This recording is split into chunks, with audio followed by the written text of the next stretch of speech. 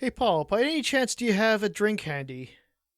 I do. Yes, right here. Awesome, because this next game we're going to talk about isn't a classic game, but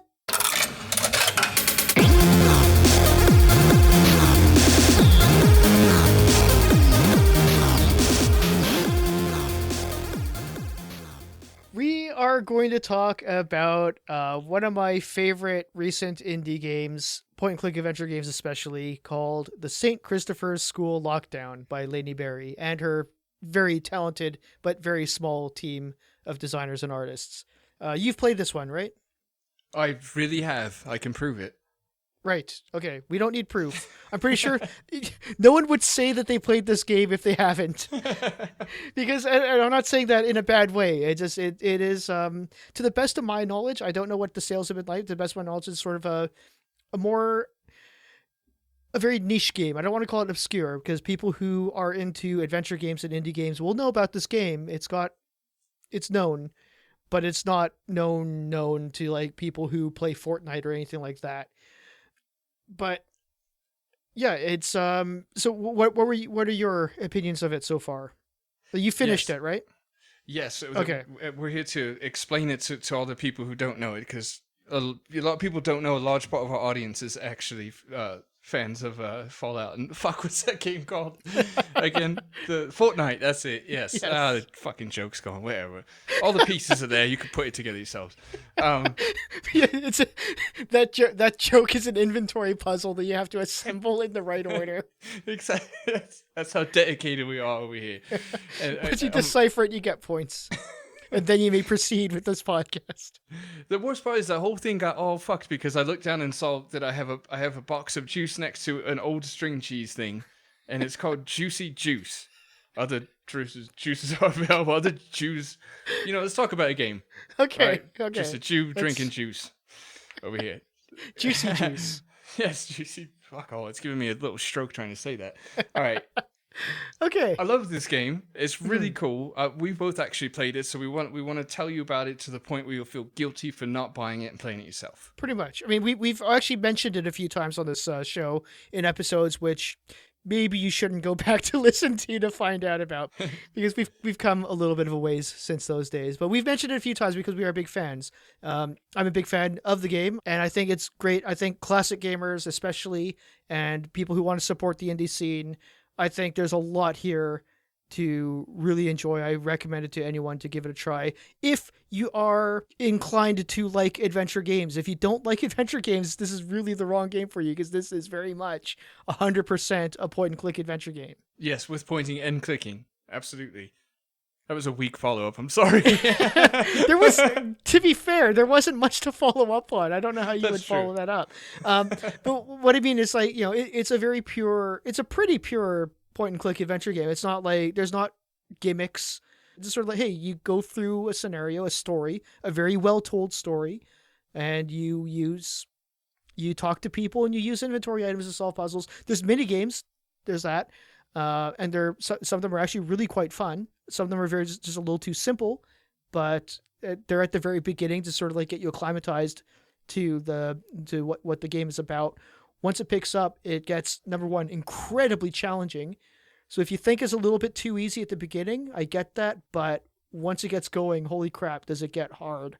And the mini games actually get really quite awesome. There's one, the little voodoo doll mini game, especially. I really wish they had kind of done a little bit more of, or even like if they released that as like a mobile game or any game. It's super fun. That's a great idea for them to supplement there. Mm-hmm. They should totally release that as a mini game on mobile in the meantime, between hopefully this one and the sequel. Because I think I asked her about it. I asked, like, how many times do you actually get to play that game? Because I only played it like 3 times. I think she said there's a possibility of 4. So I actually missed one, but at the same time, I'm kind of like, yeah, it would have been nice if there was just a little bit more, because that was actually really fun. It was a really great game within the game. It was, yeah. That's something they did really well, not just with that game, which I absolutely agree. Like, if that was a mobile or any sort of release, I'd get it for sure as like DLC, anything. But they did really, really well with the in-game puzzles, as you kind of rightly put. That's more traditional statement, but as you properly put mini games are really fun. I really like this cool like voice recording gadget. You remember that? Yeah. And it's really cool because you basically take on a little, at least for the duration of the time that you have this in your inventory, you take on a bit of a Laura Bow sort of Colonel's Bequest role and listen in on conversations that are being had throughout the campus, and then this machine records keywords for you that you plug into like a manifesto with empty bits of script in there for these words to That's fit right. into. So it was a really cool puzzle, and also took me back a little bit to the Laura Bow games of just kind of spying on people and gathering the words that way with obviously a completely new, innovative way of doing that sort of PI work. It was well cool. Yeah. So when I say it's not gimmicky, I mean that in like the best way possible. Like it's just it's innovative. There are innovative puzzles. There are innovative segments. There are definitely really cool, fun sections of the game that do things a little bit new and different. Is just appropriate for that particular segment, and it's great, and it's done, and it's awesome. So when I say gimmicky, I don't want to make it sound like, oh, it does nothing new, it does nothing exciting.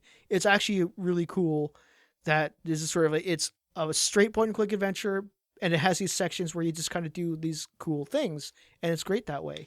Yes, absolutely. In other words, like, gimmicky is not equal to innovative at Yeah, all. No correlation, absolutely. because it's well innovative in a lot of areas. And I agree. I think of gimmicky games obviously in the negative, where they just go for like a cheap laugh or a predictable twist ending, or just certain ways to pull off cheap gags or make a buck sort of feel to it. And this one, like you said, it was just a proper point and click game. I mean, something that takes time to go through, in which you're eager to keep going. It has that kind of very immersive, like Netflix binge show sort of feel to it. Like at the end of every time I finished something, there was another kind of carrot to be like, don't go to bed yet. Let's do another chapter. Another chapter sort of feel. So it's really cool that way, while being a proper point and click game, which is kind of no funny stuff. We're not going to try and come up with the greatest new thing and then show you why no one's done it before, because it's terrible. It's just a straightforward sort of thing. But what's really innovative, the mini games being kind of puzzles. Some of them did have a not even the voodoo one, the voodoo pin game, but some of the other games had a mobile game sort of feel to it, like they were taken from a mobile, whereas we think voodoo pin should go on a mobile. That's what I'm kind of saying the opposite, and in a good way, where they were just kind of cool. They just seemed more fitting of the times. Like when we think of little puzzles, we might think more of like what's on our phones for puzzles than like a cardboard one. So I thought that was pretty cool way of doing that. Like twists and turns, just enough to keep it interesting. And I think what really won this game over for me was well, first of all, the comic book sort of style art was probably the highlight. I was going to get to that one, because I was going to say one of the things that I find really gimmicky about a lot of point and click adventures, like, not all of them. Don't get me wrong. There's a lot of games that basically, if I've mentioned these games or if I said that I've played them or liked them, it does not apply to these particular ones. But I've seen a lot of games where the gimmick is that they try to go back to like the old style graphics, and they're like, oh, look how EGA this looks, or look how AGI this looks, or look how 8-bit this looks. And nothing wrong with games that do have the revivalism of the SCI, AGI eras when it's done well, when it's done right. But this one is just sort of like, hey, well, those games are great, but let's do something modern as well. Let's do something new and fresh. And they went with the graphic novel style of art, which is amazing. And yeah, I definitely think it is absolutely one of the highlights of the game for sure. Yeah, no, it really is. I mean, the character art is just unbelievable, ridiculously professional and gorgeous, and it's just amazing. And then the back, like the idea, like I'd almost, this would be a game I'd love to see the sketches for, like pre-colored, because how they got to where they are is really cool. Like if you go to their webpage, the background image is just so cool. It's like and by the way, it's, if you do want to check that out, it's classroom-graffiti.com.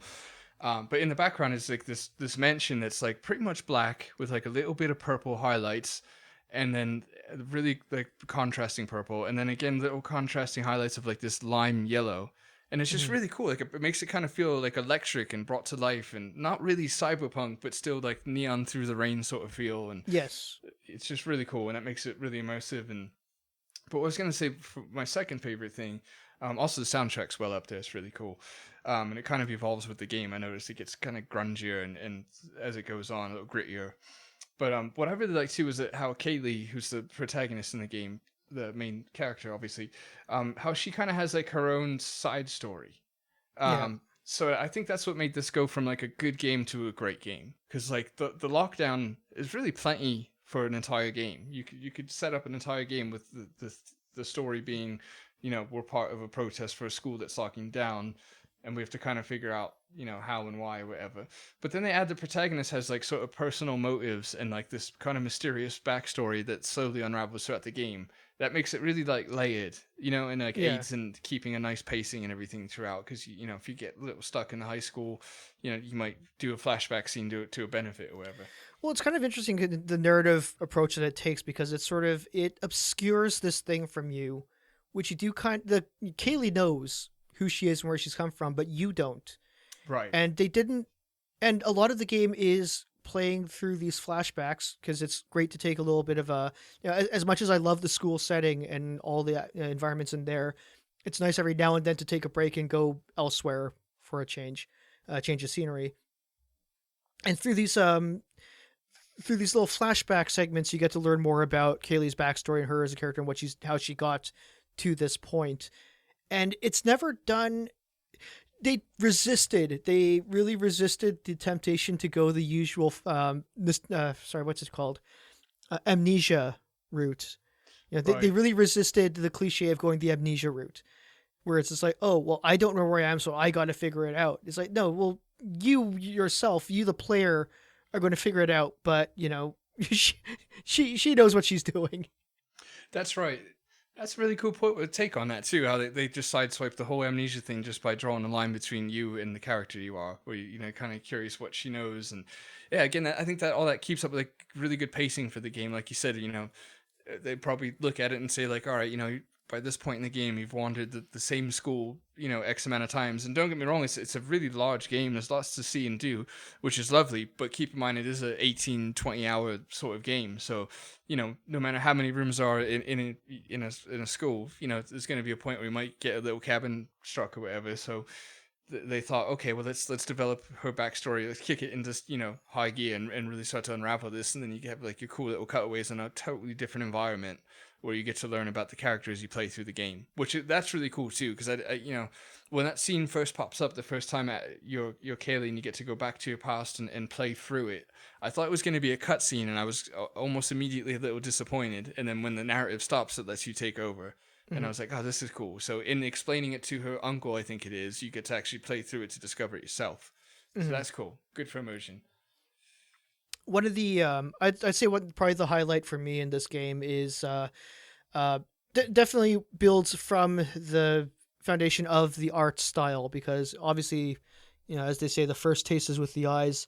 So a lot of people who will end up playing this game, I imagine quite often, will see the beautiful art and just be drawn into that, and for good reason, because it's amazing, and that's definitely a good reason to go into it, and it's definitely a high point of the game. But for me, a lot of it was just the atmosphere that was built throughout the game, which was obviously supplemented by the art style, but just the location, the setting, the school itself. It's when you deal with a game like this, especially most adventure games, where you are going to be stuck in a place for a while, and you're going to have to do a lot of backtracking. You do have to go through and try to find the thing that you're looking for, and then find what you need to use it on. So there's going to be obviously a lot of retreading and revisiting and going through all these places. They actually kind of addressed that by giving sort of a quick travel option, where you could just like point to where you want to go. If you know exactly where you need to go, you don't always have to walk through every single screen to get there. But at the same time, when you are trying to look for where you need to go, you're probably going to have to revisit these screens over and over again. And it's kind of like, I don't feel it as bad. Like I don't feel like, oh, this area again. It's just like everything just looks so nice. It's always nice to go back to these places. It's always nice to appreciate the location that you're in. I was thinking too how there's so many students at the school, and for the not very long, but for just a little bit of the opening part, that they're where you expect them to be, which is helpful because you need to kind of take a mental inventory of who you've talked to and not yet, so you can get all the character development out of the way, sort of thing. But then as the game goes on, rather quickly from the beginning onwards, the students start changing where they're hanging out in the school, sometimes for a reason, sometimes not, which is also good, I think. So it's mystery, leaves a taste of mystery, but it's just kind of keeps the environment like living and breathing. Yeah.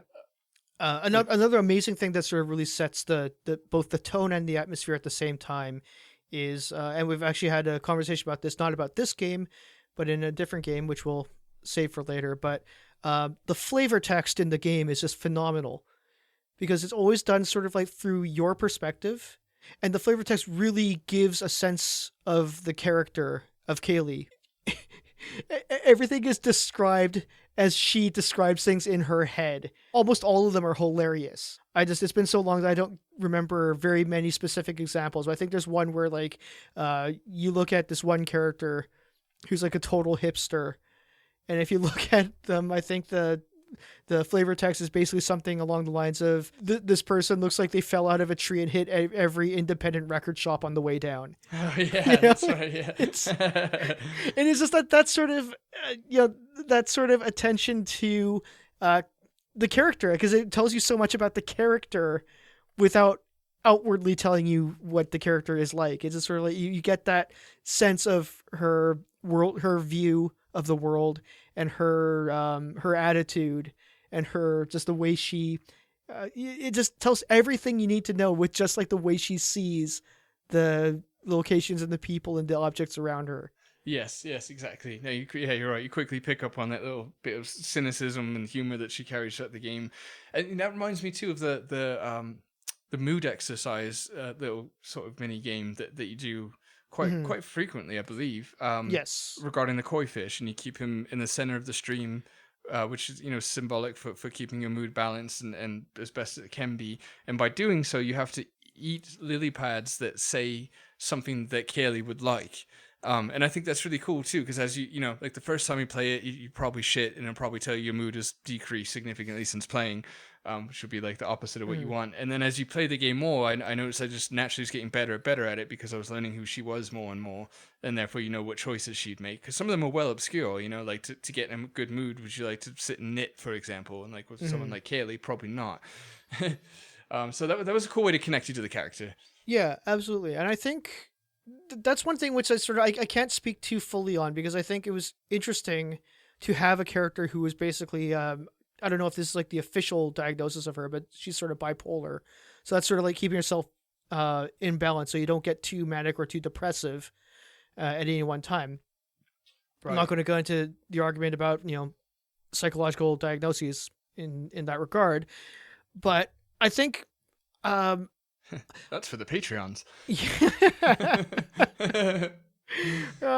Probably not, but we'll see. But I think the thing about that game is just sort of like I never really failed at it, so I don't know what the consequences were. I don't know what happens if you get to one way or the other. I think it was just sort of like, or I think the times that I did kind of fail, I just reloaded right away and just like did well.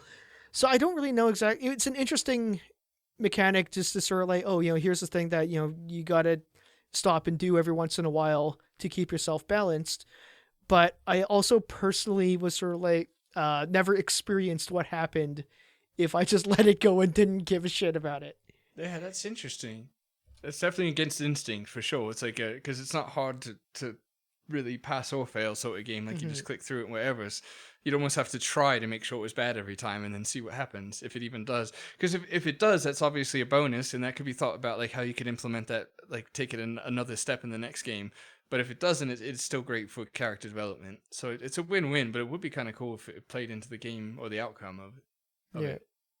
So I wonder, because I mean, like, would it have been very different? Are there different things that happen if I just let her just sink to depression or if I let her get overly anxious. Like, I don't know. But, I just thought it was interesting to have that as sort of like in the game design of like, you got to keep your character pretty in the middle. Right. Yeah. Exactly. No, that's so true. I wouldn't have probably thought of it if you didn't mention it. Let alone while I was playing it, like what would happen if you purposely let it go every Just time? tanked, yeah. Yeah. That's Obviously, definitely going to be my next playthrough. Like, I definitely want to revisit it again. It is a bit of a longer game. I think there was a point where it got so hard I did have to use a walkthrough. And even then, it would still ended up being pretty long. I think it took me like 24 hours of game time to get through it. So that's for an adventure game. That's pretty long. And for perspective, I think I played Space Quest 1 recently and I got through it in like 40 minutes because I knew exactly what to do. I don't think right. you could do that. I think I even asked Laney once, how much time can I expect to really put into this? And she said it was an 8-hour game. So I clearly suck at it because it took me like 24. But at the Yeah, I same would say time, I think there's certain things that I'll know what to do so I can get through things a lot faster. But I think there's definitely going to be some parts where I don't really remember because I was basically walkthroughing past it. So it'll be kind of cool to see. So can I figure now that I know what the end goal is? Can I figure it out on my own now that I've kind of basically forgotten what the solutions are? right. Yeah. No, I completely agree. Because I was somewhere I don't remember somewhere between 22 and 26 hours on it. Probably closer to the end bit of that, the higher number, but or lower number. I guess higher. Whatever. It's semantics. So higher because you add more, but. All right. Anyway, God, that's really messing me up. I'm gonna have a good think on that later. So, anyway, sorry, I can't recover this. I have no idea where I'm going at all anymore. So I played it like 22 to 26 hours, something like that, and I couldn't imagine getting through it in 8 hours. Like that would have to be someone that just Mhm. really knows the game well or has maybe played it. I mean, that almost sounds like a speed run to me. But Kind of, I but think you have to know exactly where to go. Like, you can't really spend much time like waffling around trying to figure out what to do. right, exactly. Like I could see a developer getting through in that time because they know where everything's at, and Hmm. that's probably it. Anything that would be like, God, I would think I'm a really slow reader, so that's why I'll give the benefit Oh, of the there's doubt and that say too. maybe 15, 18 hours if I read faster. But I'm really slow reader, proper slow. Plus, not that smart and good at puzzles and all that. But yeah, no, and I think it's a good thing that it's a long game. I mean, adventure games, it's content. It's one of those subjects I feel like people kind of complain either way. Yeah, Like yeah. if it's 15, I think this game's 10 pounds, so I don't know, let's go with $15. If it's like a $15 game, then and it's really long, you could get some asshole being like, and I'm sorry, there's probably people out there that've done this. I may have too, I'm not They sure. deserve to be called assholes. Don't worry. Yeah, exactly. Um, to be like, the game's way too long. It just goes on, and then they'll buy another game for $15 that's like an hour and a half, and be like, oh, this is way too short. I didn't get my money's worth. And Hmm. it's like, which do you want? You want to get your money's worth and have a nice long game, or you just want to get mad when it's not long enough or too long? So anyway, people bitch about anything, including myself. So I basically say it's too cold out until the day it's slightly warm, and then I say it's too warm out. That's how I go around doing my errands, bitching to people at the counters about the temperature, no matter what it is. But anyway, so I think it's a good thing that it's a long game, but it is a long game. You get your money's Hmm. worth.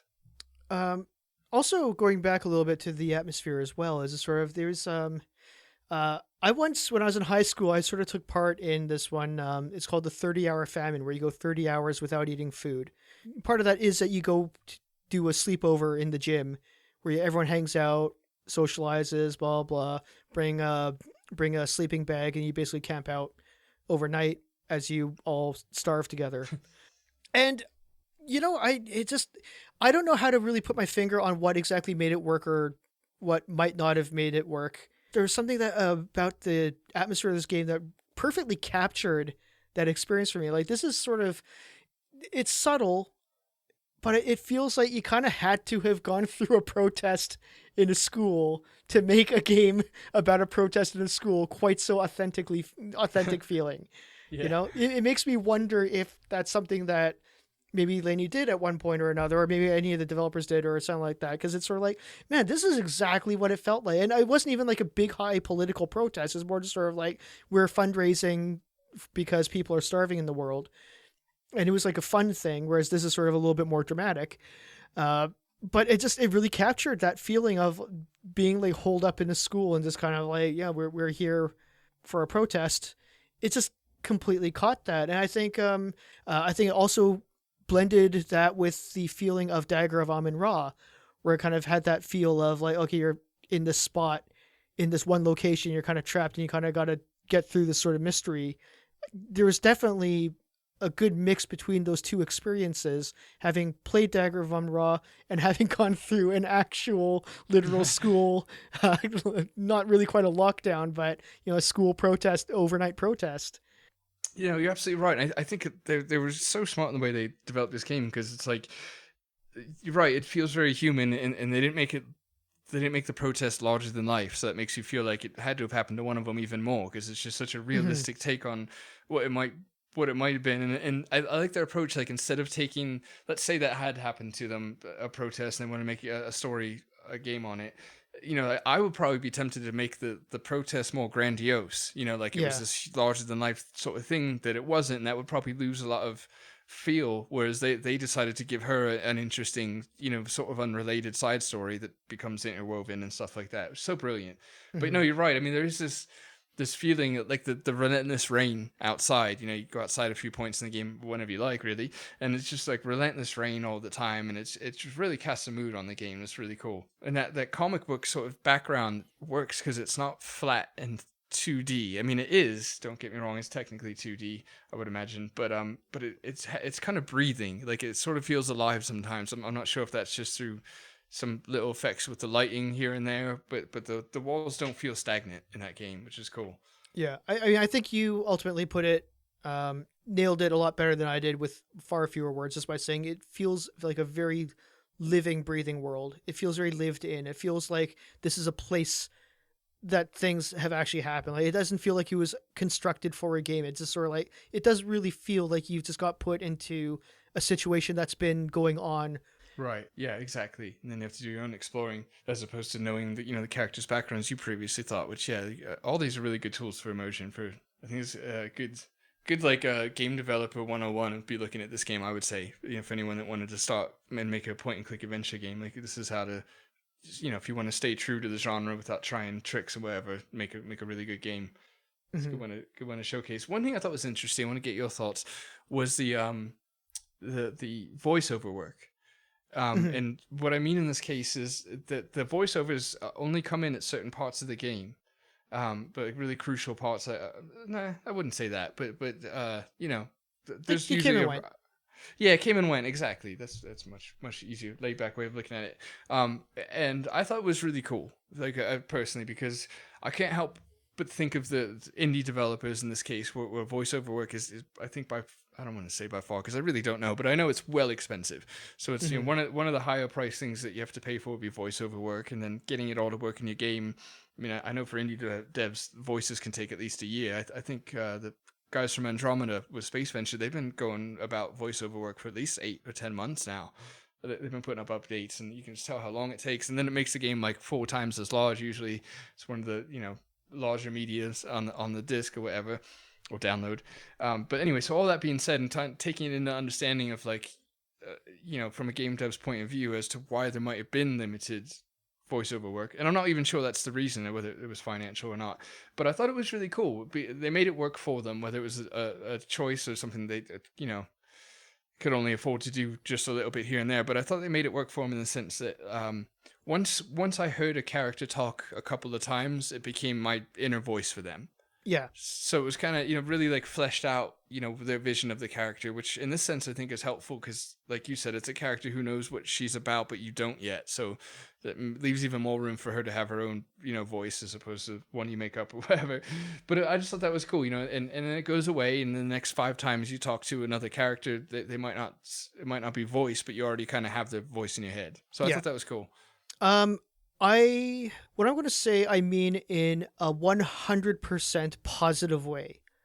Even if it might not sound like it in words, but 100% positive. I was so engrossed in the game, I did not even notice when the voices were there or weren't. Yeah, there you go. That's probably the highest compliment, really. Yeah. So, I mean, I know that they were there because, sometimes they were there. And I think that's probably one of the best approaches to voiceover in a game anyways, is I think to sort of like have them in at key moments, but otherwise don't. Like, I don't think that the inconsistency is a bad thing. Um, Especially in a case like this where, like I said, I mean this 100% positively, sincerely, that I didn't even notice the voices, whether they were there or not. And that's several levels to why that is such a great thing. Is number one, I'm so engrossed in it, I don't notice when I'm not paying attention to, oh, are the voices there or are the voices not there? I'm just so into it. Number one. Number two, when it comes to voice acting, you only really notice voice acting when it's either really good or really bad. And Yeah. otherwise, voice acting is just kind of there. And if it's done well, it's just kind of there and you don't really notice it too much. Or maybe it's kind of because it's neutral is a good thing. If you don't notice it, that means they're doing their job well. There are times when it's done really well, like something like Quest for Glory 4, when it's done really well and you notice it and it's just like, wow, that was really good. Or there are times when it's really bad, like saying like Chaos Wars. I don't know if you've ever looked up Chaos Wars on YouTube. Go check it out. It's pretty fantastically horrible. So you only really notice if it's really good or really bad, and I think that's I mean this as like a high sincere compliment that I didn't notice the voices for the most part. I know that there were times where I just sort of made it like a mental note, hey, this has voice acting. That's pretty cool. But beyond that, it was seamless between coming and going. Yeah, no, it absolutely was. Like once they gave me the character's voice in my head, I just carried it from there. So, like you said, it comes to a point where you probably stop noticing whether it's there or not, which I'm sure I did after Yeah. all the hours going through it. But I thought it was really cool, and it seemed like kind of a bold decision to make on their part. Like because I guess the counter argument would be, should you even bother at all? Like the typical all or nothing approach. Yeah. And they decided to go down the middle with it, and I thought that was another innovation that I would kind of like to see more.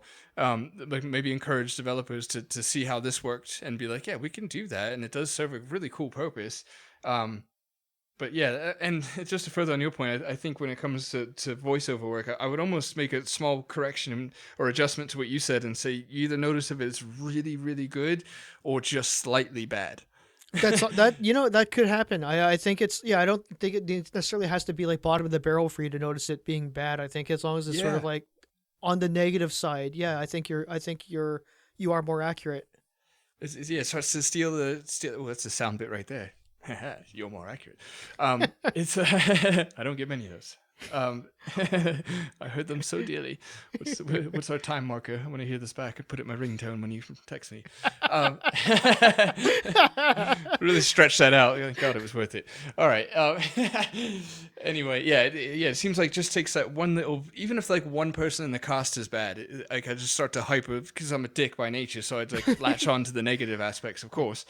Like Facebook's algorithm or whatever. Oh no, is this going to affect our posting? Well, actually, and I think another thing too. I think it really speaks well to the casting because part of not noticing the voices is the fact that they were very suited to their characters. I think one of the things that are jarring, like, even if it's a good performance, if a voice isn't what I am picturing in my head when the person's talking, I notice that. Right? If there's that dissonance. Cognitive dissonance? I don't know, some sort of a dissonance, whatever. It's a word I'm not even fully aware of the grasp of. If there's that disconnect, I guess you go with disconnect. If there's a disconnect between the character that I see on the screen and the way I hear it in my head and the voice that they're giving me, I'm going to notice that because I'm going to think like, oh, that's not the voice I would have given them. Even if it's not necessarily a bad thing, it's just sort of like, oh, that's not the voice I would have given them. I noticed that.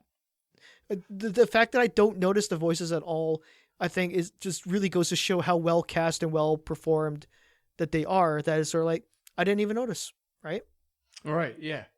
Yeah, exactly. And it's a testament also not only to like a solid, consistent voice acting crew, but also that the writing is so actually interesting, literally, that you don't even know, your mind is focused and focused on the writing instead of noticing a drop off in the voices. Yeah, it's just cool. And natural too, because there is that balance, that very, very delicate balance that writers have to go through all the time, where it's sort of like the difference between being natural, it has to feel natural, but even the most natural feeling is not how a natural conversation takes place in real life.